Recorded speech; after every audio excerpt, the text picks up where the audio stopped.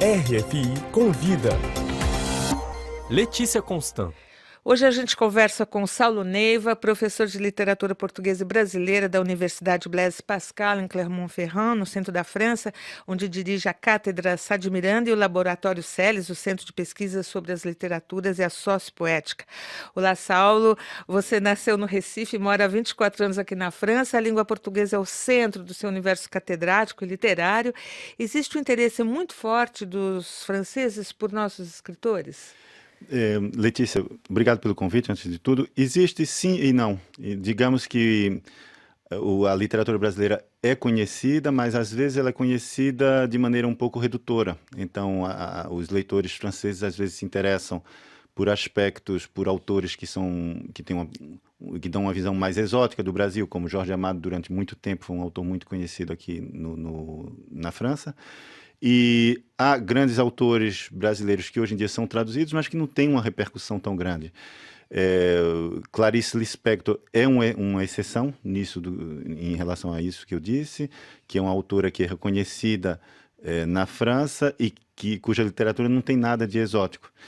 E nós temos tentado, nos últimos anos, trabalhar, por exemplo, em torno da obra de Machado de Assis, que também é uma exceção, um autor que teria um potencial maior de ser conhecido na França, de ser apreciado, e que já no início, quando ele começou a ser traduzido, havia uma maneira de apresentá-lo que era uma maneira um pouco enviesada, que dificultou, de um certo modo, essa repercussão da literatura dele. Falar de Saulo Neiva é falar um pouco de Machado de Assis. Você traduziu em francês, editou a coletânea de contos, atualmente está envolvido no projeto Machado de Assis, Le Sorcier de Rio, o Bruxo do Rio. Você pode explicar para a gente em que consiste esse projeto? Esse projeto Machado de Assis, Le Sorcier de Rio, começou em 2014, 2015. Nós tivemos uma grande exposição na Unesco, uma exposição que procura apresentar o autor para o público francês. Paralelamente, houve o lançamento da coletânea de contos Várias Histórias, uma nova tradução pela editora Garnier, que é justamente um livro que tinha sido já publicado em francês em 1910, e nós retomamos a tradução, fizemos uma edição crítica.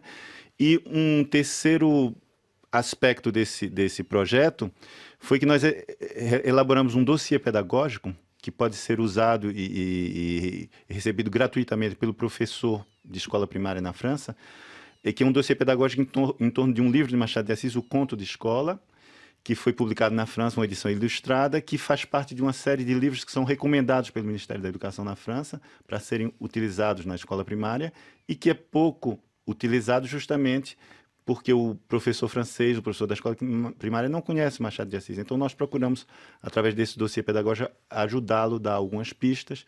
Depois de termos experimentado pistas de trabalho em sala de aula, em escolas primárias em torno de Clermont-Ferrand, elaboramos esse dossiê que está à disposição dos professores da França. É sensacional, já está tendo repercussão, retornos?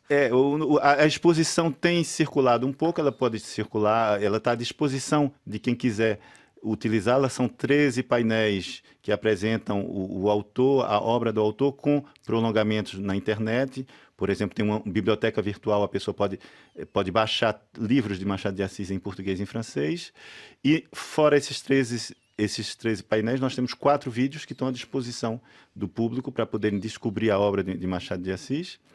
E o dossiê pedagógico tem circulado, as pessoas têm baixado o dossiê e utilizado em sala de aula. Assim. Que bom.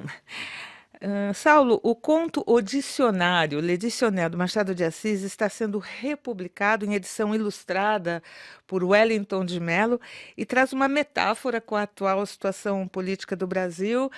Você pode falar para a gente sobre esse trabalho realmente satírico? O Dicionário é um conto que Machado de Assis tinha publicado primeiro no jornal Gazeta de Notícias, depois ele publicou em uma obra, uma coletânea de contos que não teve tanto sucesso assim. Então é um conto talvez menos conhecido de Machado de Assis. E o projeto, nós retomamos o texto, então nós temos essa edição bilíngue ilustrada e fizemos uma leitura deliberadamente anacrônica do texto. Então o texto conta a história de um político que dá um conspirador que dá um golpe de Estado, que sobe ao poder e que gostaria de ser um grande poeta e que toma várias decisões arbitrárias. E a Ilustração evoca, de maneira satírica, como você disse, e de maneira anacrônica, evoca a situação atual do Brasil, em que nós temos... Mas o rei ali é o Michel Temer. Exatamente. Então, a ilustração feita por Wellington de Mello procura justamente fazer essa leitura anacrônica e satírica da atualidade. Então, a edição é feita em edição cartoneira, então são editoras artesanais que tem um princípio ecológico. Então, cada capa é única e feita à mão, e é uma capa que reutiliza papelão. Então, tem esse princípio ecológico, tem um princípio associativo e em geral, essas editoras, aqui no caso, duas editoras, uma brasileira e uma francesa, Mariposa Cartoneira e Cosette Cartoneira,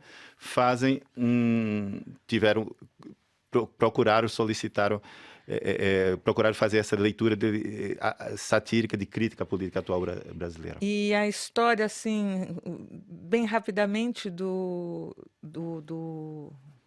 dicionário, então é um homem que se aposta, que dá um golpe, e o que acontece? É um homem que dá um golpe em nome dos grandes valores populares, e quando ele dá o golpe, ele entra no palácio, ele percebe que no trono só tem lugar para um. Ele diz, é muito simples, eu sento no trono, e ele diz à população, eu sou vós, vós sois eu. E em seguida ele toma uma série de medidas completamente arbitrárias, e o poder dele, ele exerce o poder em todos os setores, menos em dois setores. Ele não consegue ser nem se tornar um grande poeta, e ele não consegue conquistar a moça que ele ama. E o resto da história não vou contar, porque é uma história muito interessante que Machado de Assis contava no século XIX, que nós podemos reler hoje a leitura da atualidade. Que a história... O tempo da história é sempre relativo. Exatamente. Obrigada, Saulo Neiva, professor de literatura, autor, por essa entrevista aqui na RF Brasil. Obrigado, Letícia. Obrigado.